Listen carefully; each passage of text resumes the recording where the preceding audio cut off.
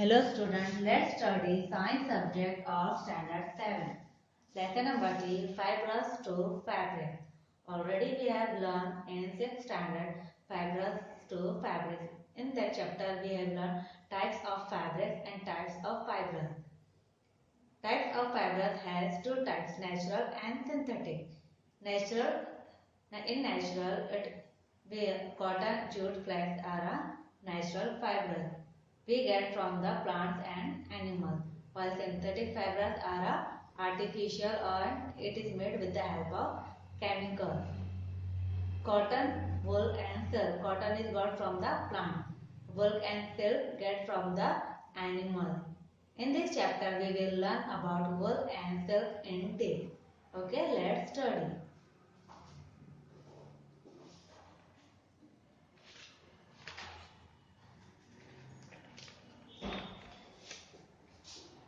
Clothing is the basic requirement for all of us. We wear clothes to protect ourselves from heat, cold, rain, dust and insects. We prefer different types of clothes for a different climatic condition. And even to look smart, we know that the clothes are made from the different types of fiber. The sources of fibers could be natural or a man-made. The natural sources of fibers consist of a plant fibers such as cotton and jute and animal fibers such as wool and silk. The man-made sources of fibers include the synthetic fibers such as nylon, rayon, plastic and polyester, etc. Wool fiber is made up of protein. It can be brown or grey, but it is mostly white in color. It is obtained from the fleece of different animals. The thick coat of hair of such animal consists of pores. The air gets trapped inside the pores and act as an insulator, which does not allow the body to heat and to go out. Therefore, the animals from which the wool fiber is obtained have a thick coat of hair, which keep their body warm and protect them from the cold. We wear woolen clothes in a winter season to protect ourselves from the cold. Now, wool yielding animals. How wool yielding animal is appear, we study in the procedure.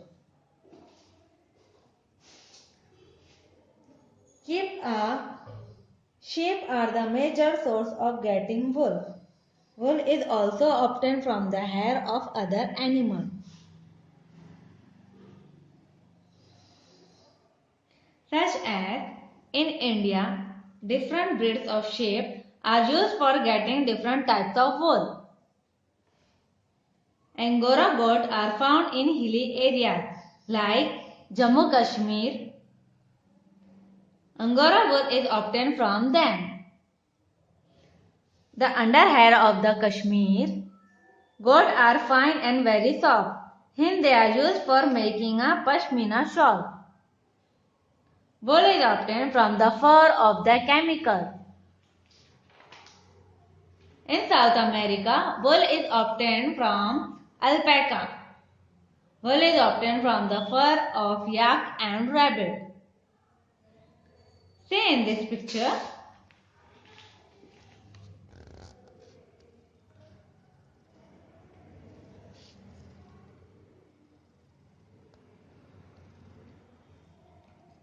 Yak, alpaca, sheep, goat and camel. From all these animals we get wool. Wool from sheep.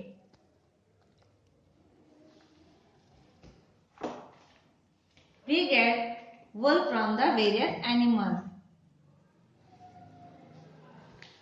In this, we will discuss about the process of obtaining wool fiber from the fur of the sheep. The major source of getting wool fiber. Breeds of sheep. The quality of wool depends on the breed of the sheep. There are different breeds of sheep found in different parts of our country. Some of the breeds of the sheep with the type of the wool. Be from them and the states where they are found. Okay. Name of the breed is Pathanwadi. This is found in the state of Gujarat. And the type of wool is Hujeri. Then Marwari. It is found in the state. It is also found in Gujarat. And the type of the wool is coarse wool. Then Lohi. The name of the Lohi is found in the state of Punjab and Rajasthan. And the type of the wool is good quality wool for sweaters. Then Rampur Bushair. It is also found in Punjab, Haryana and Rajasthan. And the type of the wool is carpet wool. Then selective breeding. Some sheep possess only fine under a hair but no coarse bit hair. Their parents are specially chosen to give birth to sheep which have only soft under a hair. This process is termed as a selective breeding. Some steps involved in getting wool from sheep. That is rearing, shearing, washing and scouring, sorting, carding, dyeing and spinning and weaving. Let's study in deep. Rearing. To get a good amount of wool fiber, the fine hair of the sheep are used. For this, the sheep are reared in a most part of our country, such as Himachal Pradesh, Uttarakhand, Gujarat, Punjab, Haryana, Sikkim, Arunachal Pradesh, Rajasthan and Jammu Kashmir. Sheep mostly prefer leaves and grass. In addition, they are also given protein-rich food such as corn and jawar, mixture of pulses and oil cakes. In winter, they are kept indoors and fed on leaves, grain and dry fruit and dry fodder. The next is shearing. Once the reared sheep has developed a thick coat of hair on its skin, the fleece of the sheep along with a thin layer of the skin is removed. This process is known as shearing of sheep. The machine is used for shearing process are similar to those used by the barber to cut hair. This process is done mainly in a summer or in a spring season, as their fur protects them from the cold climatic conditions in winter season. Then washing and scouring. After the fur of the shearing process, the sheared fur or the fleece is washed or scoured thoroughly in a number of times with the help of soap solution. Then scouring is done to remove dust. Dirt and grease. Nowadays machines are used for the scouring process instead of the big tank. The hair obtained after this process are dried. Then sorting. After scouring and drying, the hair or fur, the hair of a different texture are then graded and sorted. The soft fluffy fibers called a fuzz or bird. I repeat again. After scouring and drying, the hair or the fur, the hair of a different texture are then graded and sorted. The soft fluffy fibers called fuzz or bird and are picked out and sent for reprocessing. Then carding. The wool fibers are then straightened by passing them through the big rulers, and this is called carding. Then dyeing. After carding, the wool fibers are dyed in any desired color, as the natural fleece of sheep and goat is black, brown or white. Then spinning and weaving. The fibers are combined, straightened and rolled into yarn. Threads of wool are obtained after spinning 1 or 2 or 3 threads of wool together. The long fibers of the wool are used to make a wool for sweaters, and the small fibers are used to make a woolen cloth. This is known as weaving. Weaving is done with the help of weaving machine. Some people buy the wool and it is used for knitting sweaters. Australia is at the top in wool production and it contributes about 29% of the total wool produced in the world. Then, occupational hazards of wool industry. Wool industry is an important means of livelihood for many people in a country. However, the people doing the sorting work may get infected by the anthrax bacterium and it is called a fatal blood disease. And this is fatal blood disease is called as sorter disease. See in this picture, you will see how the shearing a sheep, then scoring in a tank, then scoring by machine and rolling into yarn.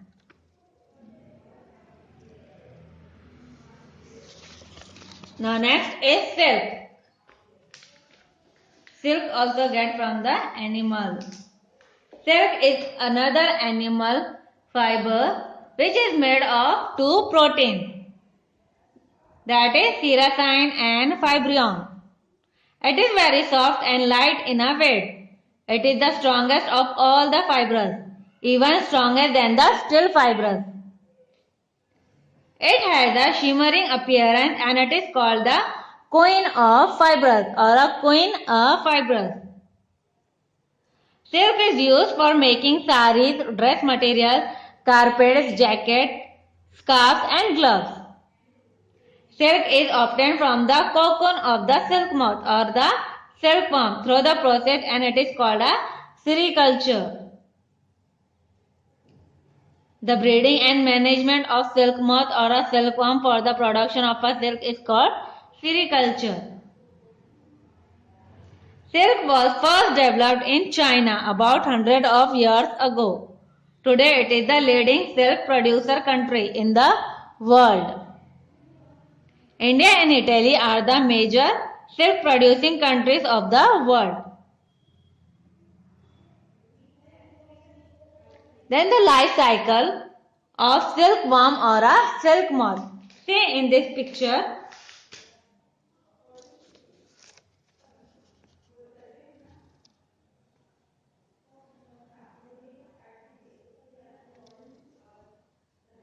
Okay. The life cycle of the silk moth has a 4 stages, that is egg, caterpillar, pupa and adult. Some processes are involved in the life cycle of the silk moth are: the female silk moth lays hundreds of tiny eggs from which larvae hatch out. After some days, these larvae are called caterpillar. Then caterpillars feed on the mulberry leaf and grow in a size. See here, eggs on a mulberry leaf.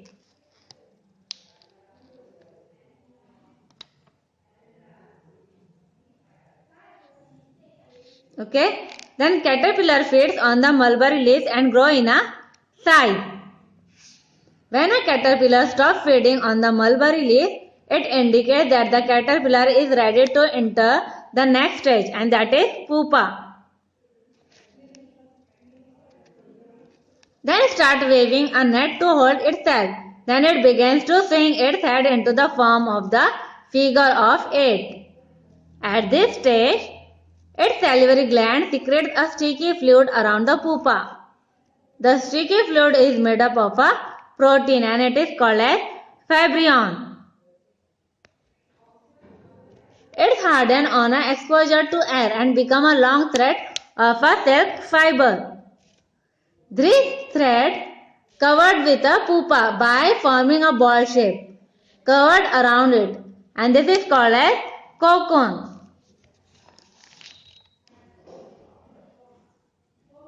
The pupa converts into an adult moth inside the cocoon. which then flies out from the cocoon by cutting the cocoon of the silk fiber. This cocoon is then used for making a silk.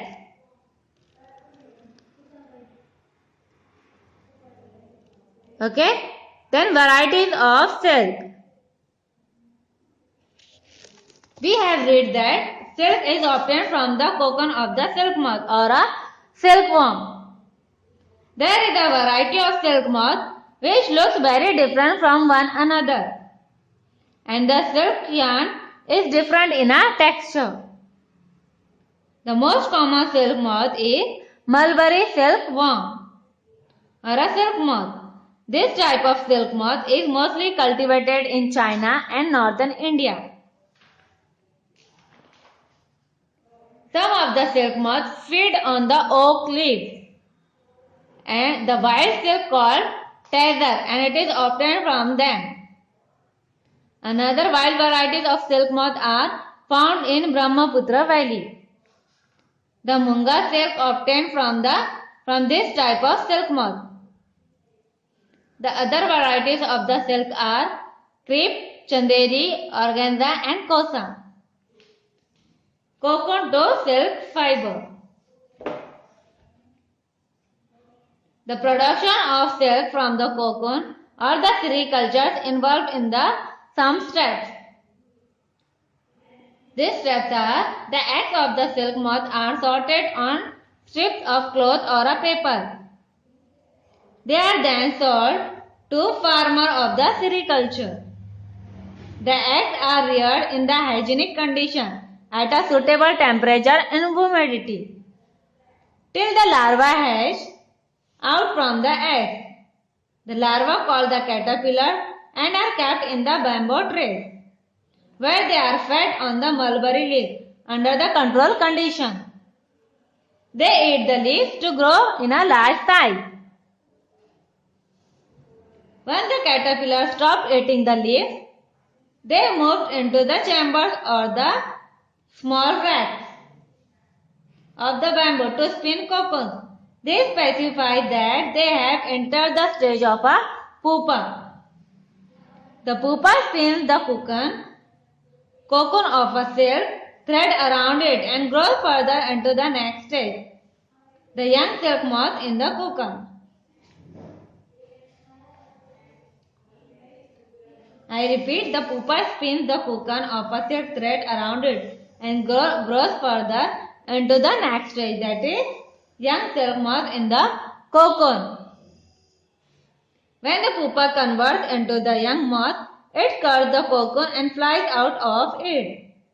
The cocoons are then sorted out according to their color, size and shape, and even texture also.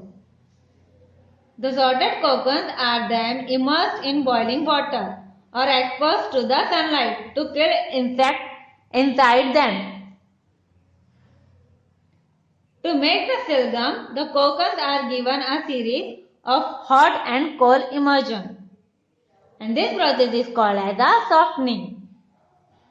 After the process of softening, the silk fibers from the cocoon are released. The fibers from many cocoons, about 9 to 10, are brought together to form a single silk thread of desired thickness, and this process is called as a railing of silk.